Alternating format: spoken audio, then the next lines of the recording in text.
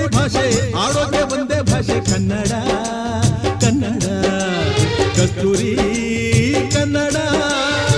ಹುಟ್ಟಿದರೆ ಕನ್ನಡ ನಾಡ ಹುಟ್ಟಬೇಕು, ಮೆಟ್ಟಿದರೆ ಕನ್ನಡ ಮಣ್ಣ ಮೆಟ್ಟಬೇಕು. ಬದುಕಿದ್ದು ಜಟಕ ಬಂಡಿ, ಇದು ವಿಧಿಯೋಡಿಸುವ ಬಂಡಿ.